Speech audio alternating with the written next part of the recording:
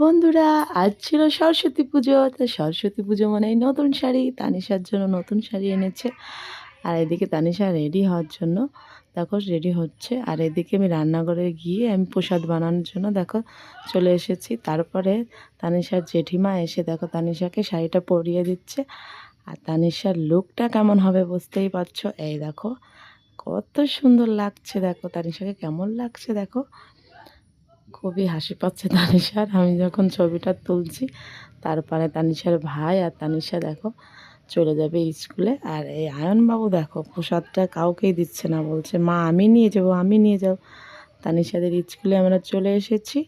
তো এখন তোমাদের দেখাবো সরস্বতী ঠাকুর। তো তানিশা স্কুলের ভিতর যাচ্ছে দেখো। আর এই ছিল আমাদের মা সরস্বতী। প্রণাম করে নিল, তারপরে তানিশা যাবে কয়েকটা ছবি তোলার জন্য।